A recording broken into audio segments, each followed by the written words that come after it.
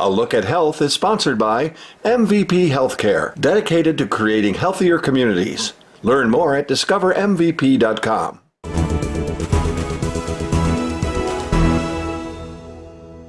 Well, welcome back, everyone. It's Monday. Time to get healthy.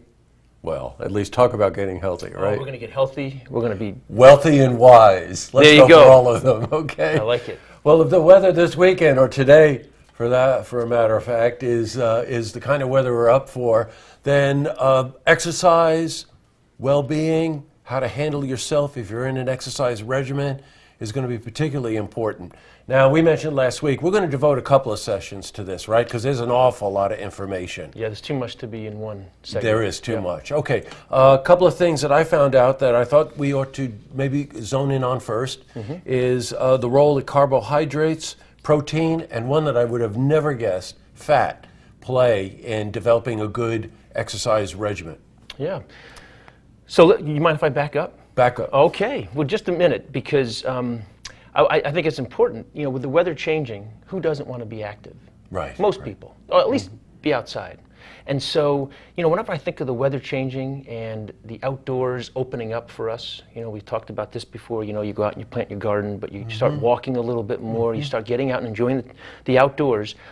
You have to know how to nourish your body in order to enjoy being outdoors and taking advantage of it as much as possible. Right. So the two go hand in hand. And I think that's really important, is to make sure that we stress that if you want to lead an active lifestyle at any level, having a good, healthy nourishment of nutrition and diet is paramount. So on that topic of, you know, breaking down the major macronutrients that are going to help fuel our body so that we can go outside and enjoy it maximally, you're talking about carbohydrates, proteins, and fats. And believe it or not, all three play a role in allowing our bodies to perform at their highest level. Now, you know, I think we started off by saying, you know, this was nutrition for an active lifestyle, and I think that's really important. We're not just talking about elite, trained, professional athletes. We're talking about anybody that wants to be able to go outside and at least engage in some level of physical activity. I got you. Okay. Then let's go into the role that carbohydrates play, the role that protein plays, and the role that fats play. Right. You know, carbs. Right now, there's probably nothing more dynamic and changing and controversial than nutrition as it relates to human physical performance. Because I could, believe it or not, Jesse, I could sit here and make an argument, and very compelling and strong argument, for all three of those as being the primary food source that you should be eating to maximize your human performance. But let's just start with some real general concepts. Carbohydrates, without question, is the immediate energy source our body relies on. And most people would argue, and I would agree, that carbohydrates should be the mainstay of a healthy diet to lead a healthy, active lifestyle. Why? Because if you look at the top carbohydrates that we encourage people to consume, they're the ones that contain the most nutrients to help fuel our body and our muscles with energy. Fresh vegetables, fruits, whole grains, legumes. Hey, I know. We got legumes in, great. Sorry, I didn't mean to throw you. So those are the four main players. You caught me totally off guard there. Those are the four main players of carbohydrates. And those are the sources of energy that are going to allow our bodies to produce energy, and we call energy in our body ATP, adenosine triphosphate, with that quickest available energy source. So carbohydrates have to be the mainstay, and they should comprise about 50% of your total intake. Oh, that's interesting. And then the other what role does protein play? Right, and then the other two come in at about 25% of your total intake. Okay. So protein is critical. So where carbohydrates are critical for providing your body energy to perform muscular activity, which is obviously essential, proteins provide you the building blocks to repair, rebuild new muscle. It's lean body mass, we call it. So protein is paramount in order for our bodies to heal and recover and rejuvenate and then rebuild. And that's what you need protein for. So protein in and around a bout of activity is essential to helping your muscles and your other vital organs repair and rebuild.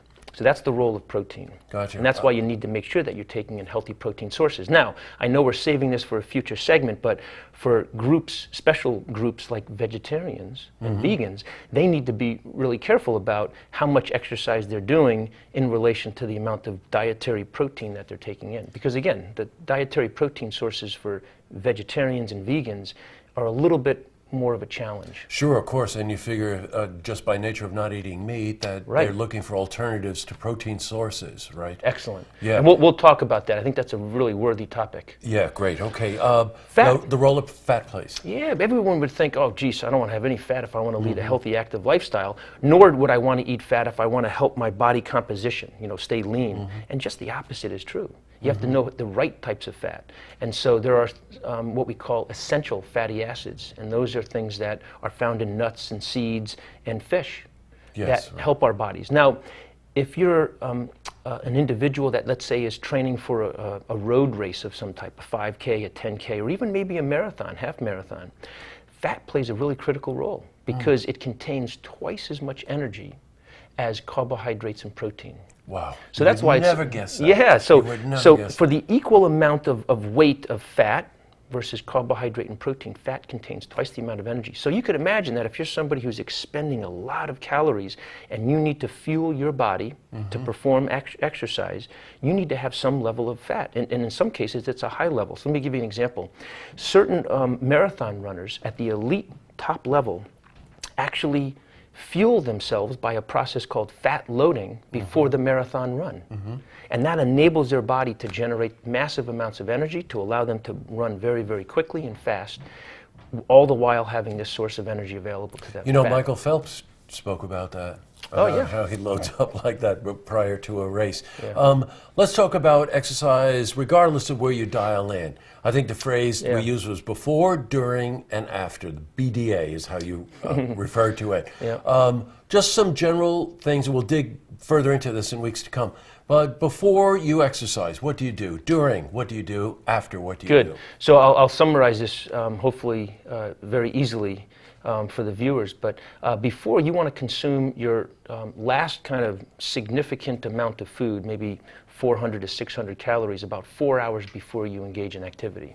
So you've got to plan accordingly to do that. Now, if your time is limited, you might want to have a slightly smaller meal about 2 hours before. But you generally don't want to consume hard, solid food within an hour and a half to 2 hours before you exercise, just because then the blood obviously is in the digestive tract.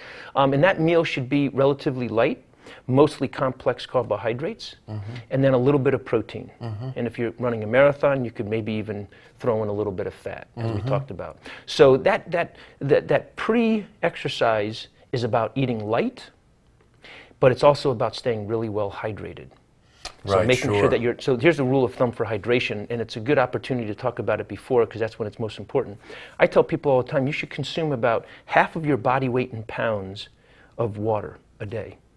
So if you're 100, my God, that's a lot of water. Well, if you're 180 pounds, half of that would be 90, and that's about 90 ounces. So that's how many ounces. Okay, gotcha. Okay. Yeah, ounces. If I missed that critical piece of information, we'd all be so you want to consume half your body weight in ounces of water. Gotcha. So that's 3 liters. Gotcha. Okay, during exercise. During exercise, stay hydrated. Hydration is the key. Here's the rule of thumb: if you're exercising for less than an hour, water is all you need. If you're exercising on a day like today where it's a little bit more hot and humid, and you have the sun radiant heat pounding on you, you could drink water for the first 30 to 45 minutes, and then you have to transition over into a sports drink of some type. One that contains electrolytes and some glucose. Right, got it. Yeah, you have to, because your body will become dehydrated. If you're only relying on water, that could cause some real problems for people. So hence, and we use this in a generic sense, but hence the Gatorade type of drinks that supply you with electrolytes. Sodium, potassium, chloride. Yes, got it. And then some carbohydrates. And just a quick nod to what you do after. After, it's all about, as we've already talked about, making sure that you've got sufficient carbohydrate to replenish your energy stores, but then the critical one is protein, making sure that that protein is coming into your body in some food source that allows those muscles to rebuild and repair. Good. Cycle back on something before we leave today. Next week we'll talk about any particular requirements or things that vegetarians or pescatarians should look out for. And also one thing that you and I have talked about that we are going to spend more time on, which is just the whole subject of dehydration. Something that people tend to spend very little time thinking about, but if you get whacked with a bout of dehydration, that's a serious problem. It is serious, yeah, and Gotcha. you should never make light of that. So I'm excited to talk about those two topics. I think Good, special okay. populations such as vegetarians and pescatarians and lacto-ovo, and then also dehydration. And then I really would like to get into more specific sports supplementation. Yes, right, Because on the so vitamin many side, people, right? vitamins and Okay. sports supplements. I mean, it's a multi-billion-dollar industry. That's So true. we could have some real fun with that one too. Good. Then you can count on it. Well, to see this interview again, or if you have any questions for Dr. Paul, please head to our website, looktvonline.com.